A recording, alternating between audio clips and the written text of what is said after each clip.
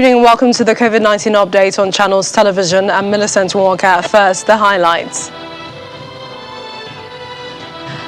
Akwa Ibom State government takes delivery of 63,336 doses of Moderna vaccine to tackle rising cases of COVID-19.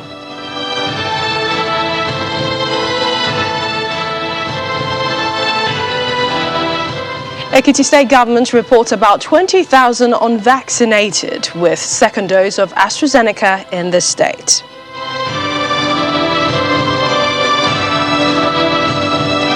And Sydney steps up vaccine rollout as Australia's daily COVID-19 cases hit record high.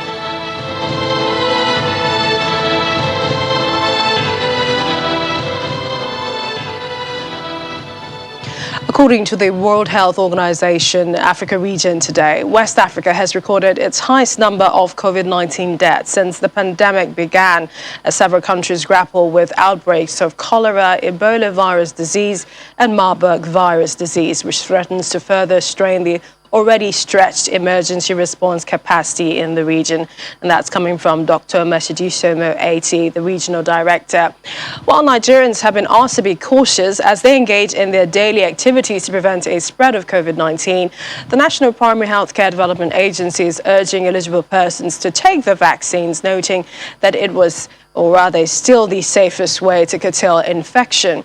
This is as the Nigeria Center for Disease Control, NCDC, recorded the highest number of infections in a single day since February, 1,149 cases. A surge would appear to be driven by the highly transmissible Delta variant and the low vaccination rate in the country. Let's take a look at the update. Nigeria continues to battle an increased number of COVID-19 infections driven by the highly contagious Delta variant, but the NCDC is reiterating its message of strict adherence to all public health measures to curb the spread of the virus. The latest figures coming from the Nigeria Center for Disease Control are 1,149 confirmed cases reported from 15 states and the FCT, indicating an increase from the figures reported earlier.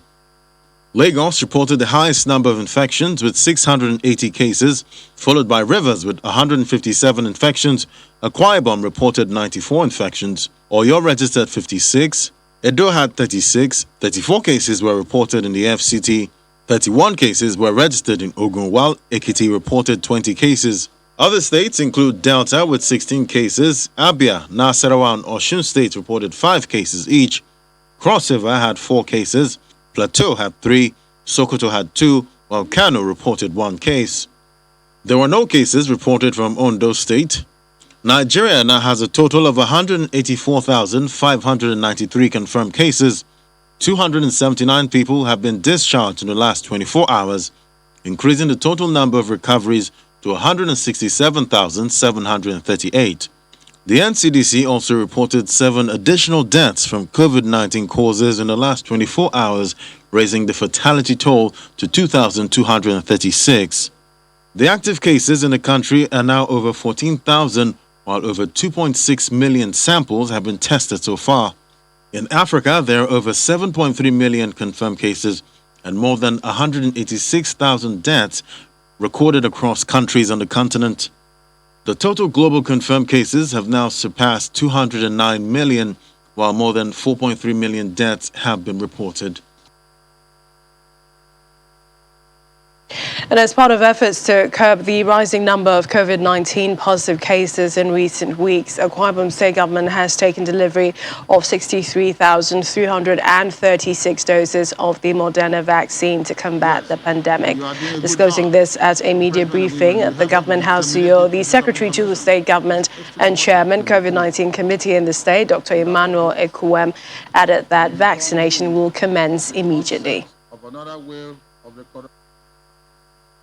On the 22nd of July 2021, we had a COVID-19 Management Committee press update, number 23. In that update, we informed you of the onset of another wave of the coronavirus infection and called for caution and vigilance by everyone.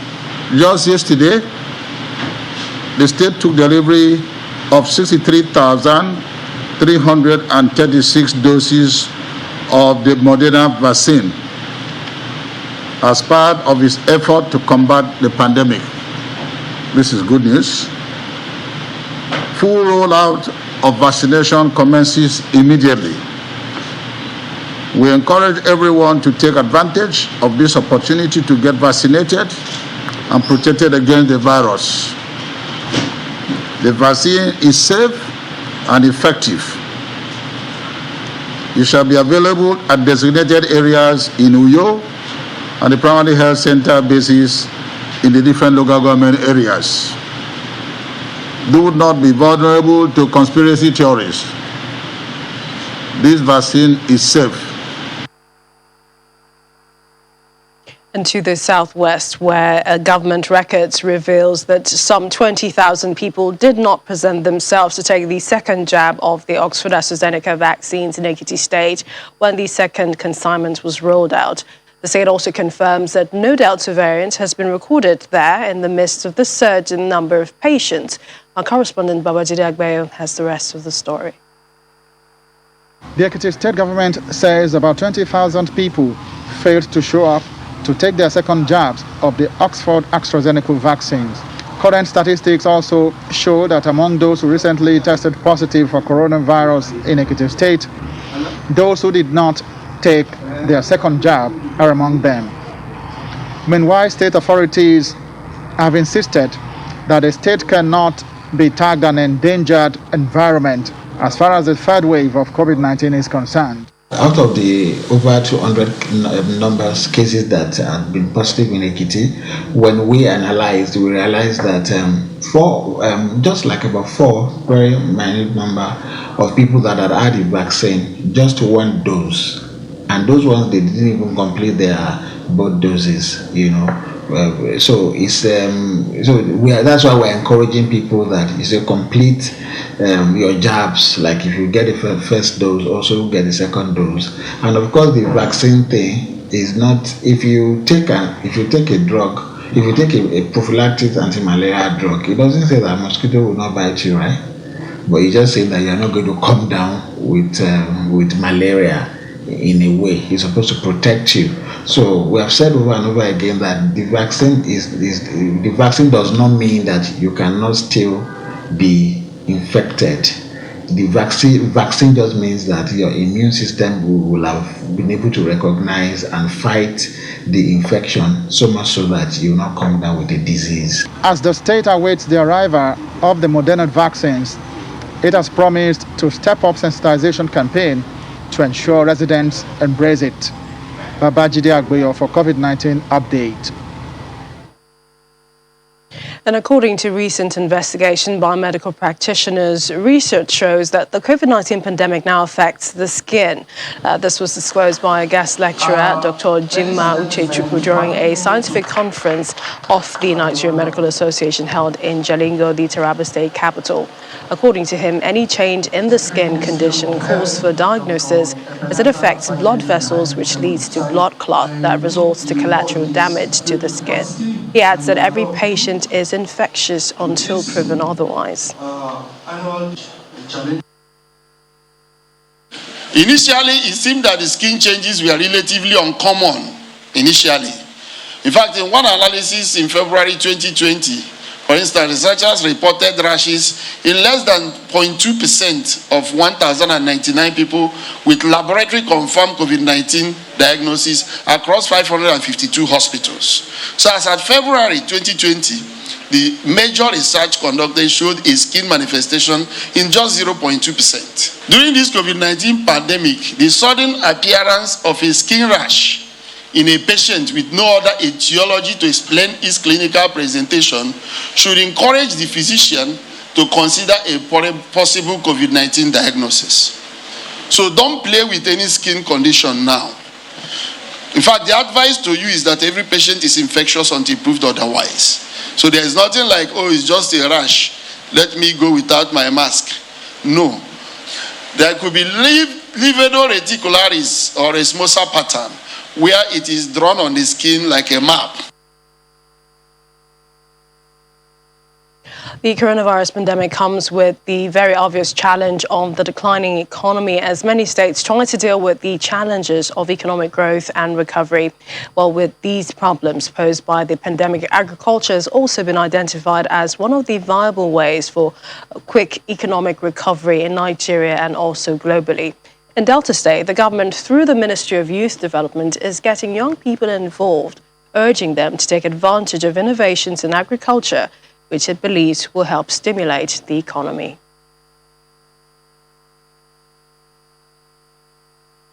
Following the impact of the pandemic, the Ministry of Youth Development in Delta State appears to be taking advantage of the agricultural sector to turn the fortunes of the youth in the state, with a masterclass organized for young people to better understand how to harness opportunities in the sector. The impact of the COVID-19 pandemic, particularly its effects on human health, the environment, food system, and the economy has called for a multifaceted approach and innovative thinking with sustainable food processing techniques to meet the nutritional needs of young people, children, women, and the elderly. The program is expected to mitigate the economic jolt of the pandemic and expand agricultural productivity and food sufficiency in the state. You don't need to be a farmer. You can just decide to have an innovation on how to influence any of this value change. Without fear, with a lot of confidence that we have trained and retrained most of our youths. Today, those youths are entrepreneurs, they are resourced, and they continue to add value to our state. Going out of this event, these youths are better equipped to benefit from all aspects that agriculture presents, especially at a time when some states are working to boost an economy that has been negatively affected. We have more on the virus as Professor Ekeme Funauzo-Chukwu, a professor of medicinal chemistry, joins us for more when we return. Stay with us.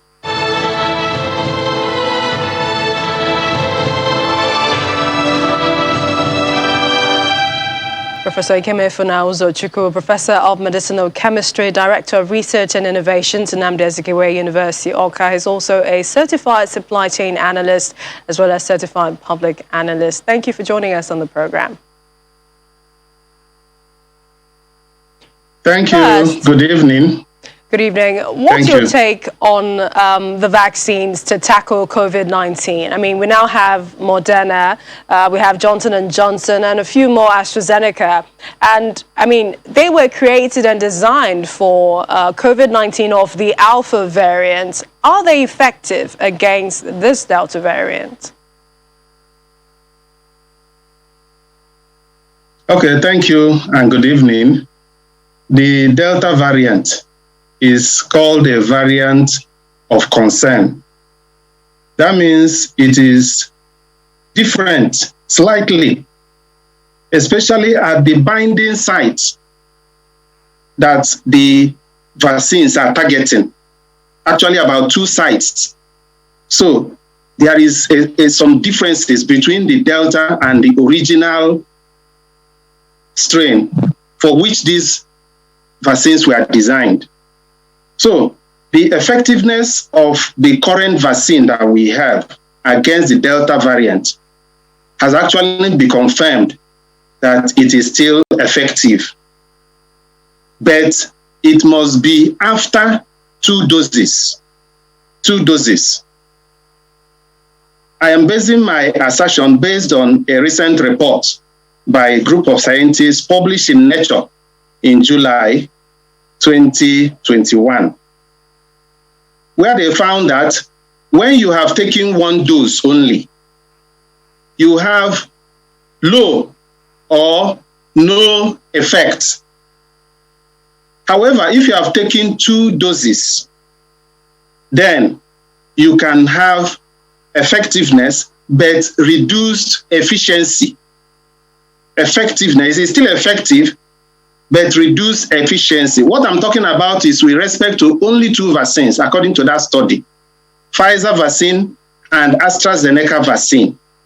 For the others, I don't have the exact science about that.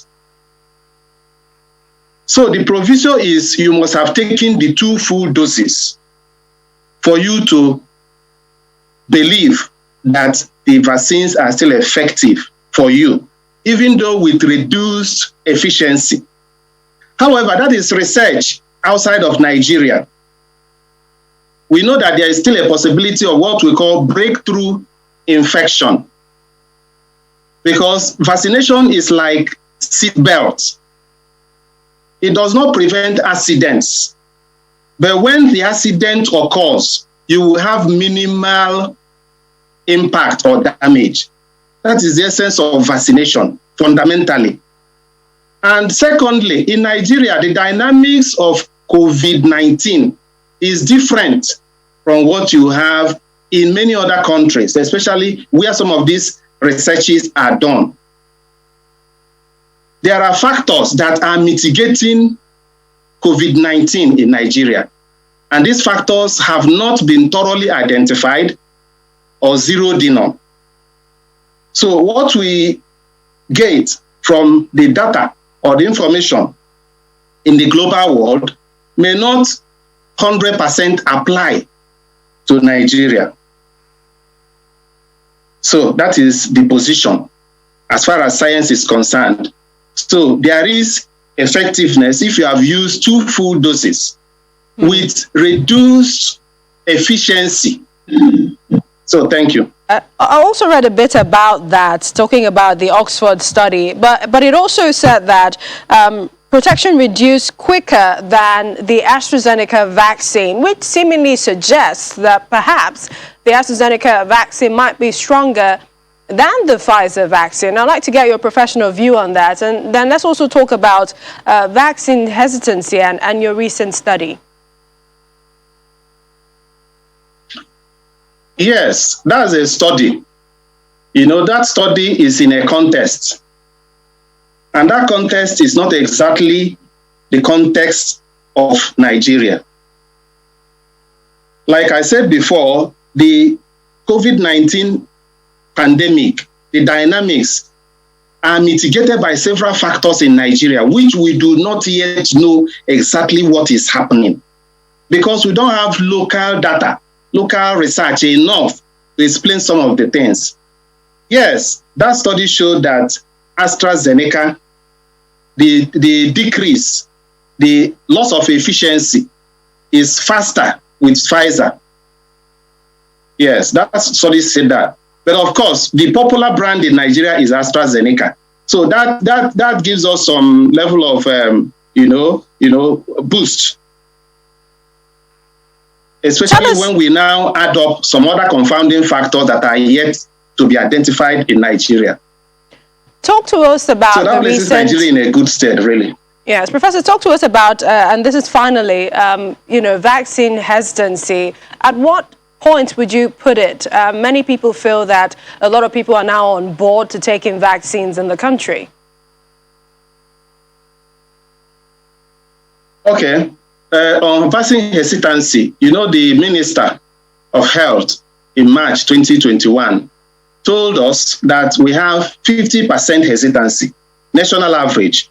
And that citation, that average, has been supported by a study locally in Nigeria also. However, my own group in the university, Nnamdi Azikiwe University, saw that we have 65% hesitancy in a university community. So one can say that we are operating between 50 and 65% hesitancy.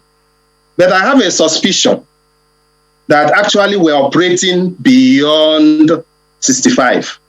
But it's only research that can prove that. And also note that Nigeria is a big nation. Hesitancy in Lagos may not be hesitancy in the southeast, may not be hesitancy in the north central. So there is also a need to decentralize this kind of study. So we know the hesitancy in the southwest, we know the hesitancy in the south-south, we know the hesitancy in the north central and all that. And then we can now inform policy that are evidence-based. Essentially more research and more funding for research as well. We'd like to thank you. We always appreciate your time on the program. Professor Ikeme Funauzo-Chukwu, Professor of Medicinal Chemistry, Director Research Innovations with the Nnamdi Azikiwe University. Thank you for joining us on the program. Thank you. Thank you. Well, outside Nigeria, Britain reported over 33,000 new cases of COVID-19. Government data showed on Wednesday, meaning that cases between August 12, August 18 were up by 7.6% compared with the previous 7 days. The daily case figure was the highest since July 23rd, but the success of Britain's coronavirus vaccination campaigns has reduced the number of deaths sharply from earlier this year.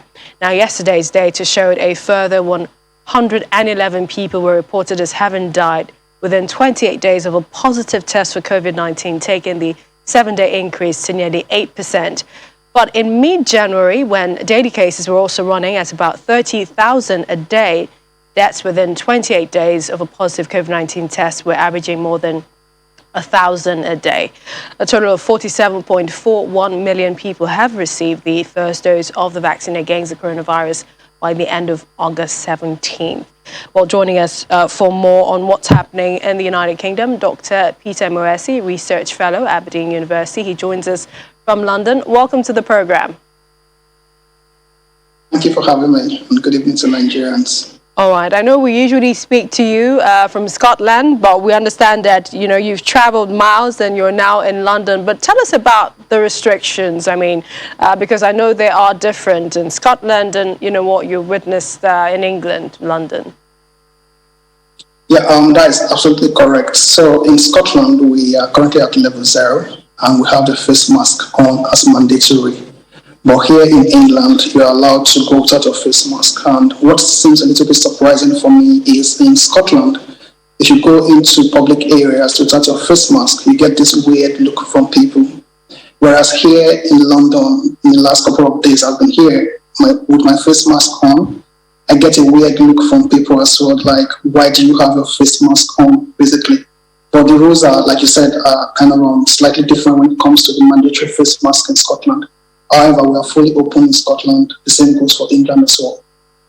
All right. Talk to us about the recent study. My last guest just spoke about it, and this is that Oxford University reveals that people who have been double vaccinated can still contract and transmit the Delta variant. Yeah, I saw that study a little while ago. Secondly, you need to understand that when it comes to the Delta variant, there are a couple of mutations within the spike protein, and there are also mutations within the furin cleavage site. Now, for the furin cleavage site, it enhances effectivity and transmissibility. So you have that currently in the Delta variant. And when it comes to the spike protein, we have about 10 mutations within the spike protein. And one key mutation within the spike protein is called the E484 mutation. That particular mutation within the spike protein enhances this particular Delta variant to escape antibody neutralization effect you get from the vaccine. And that same mutation also is present with the initial Alpha variant. Also, you also need to look at it from another angle as well, that the fact that we are currently at level 0 and people are allowed to do what they like in a little bit, that may also contribute to the infection rate we are seeing across the country. But given that in one context, you can say because of this mutation you have within the spike protein and within the furin cleavage site and within the N-terminal region of the Delta variant, that may actually increase the transmissibility and effectivity we are seeing currently in the UK. All right, it's rather interesting. Some would call that a lot of, medical information to really grasp. But we'd like to thank you for joining us and enjoy your time in London. Thanks again. Thank you for having me. Well, Australia is ramping up vaccinations to curb the spread of COVID-19, while New Zealand is tracking the spread of the Delta variant in the country as cases continue to rise. Let's take a look at the latest from around the world on the Global Update. Australia has recorded its highest ever number of daily COVID-19 cases as authorities rush to vaccinate Sydney residents against the fast-moving Delta strain. Over the past 24 hours, the country recorded 754 new cases, beating the previous record of 738 reported cases in August 2020 during Melbourne's second wave. Every state in Australia will have to come to terms with the fact that when you get to a certain level of vaccination and start opening up, Delta will creep in.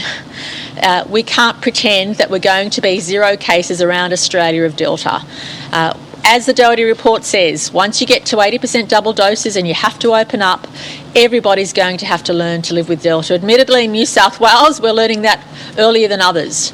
But having said that, what I'm absolutely convinced about is New South Wales can lead the way in making sure we keep people out of hospital, reducing the deaths, and making sure that we provide our citizens the opportunity to live as freely and as safely as possible. In neighbouring New Zealand, the country's COVID-19 outbreak has risen to 21 cases, with 11 new cases reported over the past day. The origin of the virus has been linked to a recent returnee from Sydney, Australia. New Zealand had been virus-free and living without curves until the Prime Minister, Jacinda Ardern, ordered a snap 3-day nationwide lockdown on Tuesday after the new case was found in the largest city, Auckland. Over in China, Nanjing City, capital of East China's Jiangsu province, has registered no new locally transmitted COVID-19 cases for the 6th consecutive days, and authorities have cleared all high and medium risk areas for the disease. The city saw a resurgence of locally transmitted COVID-19 cases after a number of airport workers tested positive for coronavirus on July 20th. The Paralympic Village in Japan has recorded its first coronavirus case just days before the Games open on August 24th. The infection involves a member of the staff who is not a resident of Japan. South Korea has reported more than 2,152 new infections on Thursday, the second highest number of cases since the pandemic began. After emerging around the capital city of Seoul, the latest surge in infections has spread nationwide as residents travel for vacations. And finally, for the second year, large crowds have gathered in Karbala for Ashura's Tuwairij run amid the spread of coronavirus in Iraq. Though local and religious authorities called for the respect of preventive measures, most pilgrims seemed not to wear masks as they were pouring into the shrine of Imam Hussein, holding religious banners and chanting. Let's all continue to take responsibility. You can see our websites for more updates, also a better understanding of the pandemic and latest breaking stories. It's channelstv.com. That's the program this evening. Thank you for watching. I'm Millicent Walker. Stay healthy.